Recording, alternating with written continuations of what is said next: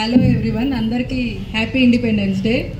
ఇప్పుడు వెంటనే నాకు మాట్లాడాలనిపించింది ఏంటంటే, ఇప్పుడు ఈ స్కూల్లో చదివేసి వెళ్ళిన పిల్లలు కూడా ఇక్కడికి ఇప్పుడు వచ్చి కలవడం నాకు చాలా హ్యాపీ అనిపించింది. ఎందుకంటే పాపం బిలో 5 years ఆల్మోస్ట్ వాళ్ళు నర్సరీ, ఎల్కేజీ, యూకేజీ చదివిన వాళ్ళకి జస్ట్ అక్షర జ్ఞానం మాత్రమే తెలుసు. ఇంకా 5 years వస్తేనే కదా మనకు అసలైన జ్ఞానం వచ్చేది. వాళ్ళకి గుర్తుండకపోయినా కానీ స్కూల్ తాత, స్కూల్ అమ్మమ్మ కలవాలి అని చెప్పేసి ఎంతో ఎక్సైటెడ్గా వాళ్ళ స్కూల్కి వెళ్ళకుండా అక్షర వచ్చింది, అర్చన వచ్చింది, ఇంకా వాళ్ళ తమ్ముడు, నాకు వాళ్ళ పేరు తెలీదు, ఇంకో 2 స్టూడెంట్స్ కూడా వచ్చి కలుస్తున్నారు. ఒకరు 10th class, 4th class, 5th classకి వచ్చారు. 10th class వరకు చదివినప్పటికీ చాలా జ్ఞానం వచ్చేస్తుంది. ఇప్పటికీ స్కూల్లో సార్లను చూసి మా సార్ వెళ్తున్నాడు అని సైడ్కి తిరిగి వెళ్ళడం, మా టీచర్ వెళ్తున్న సైడ్కి పక్క గల్లకి వెళ్తున్నారు.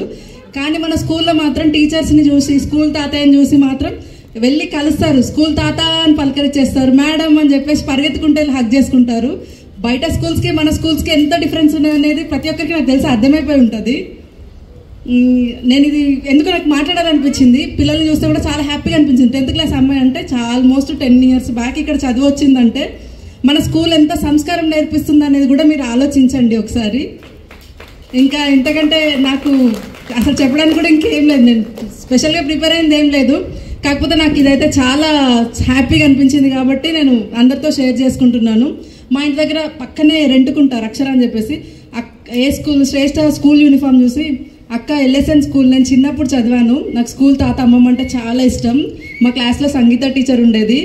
కాకపోతే నాకు వేరే స్కూల్కి వెళ్ళినప్పుడు ఏడుపు వచ్చింది అక్క, ఎందుకంటే నెక్స్ట్ క్లాస్ లేదు కదా, అదే స్కూల్కి వెళ్తా అని చెప్పేసి కూడా అమ్మాయి ఏడ్చిన రోజులు ఉన్నాయి.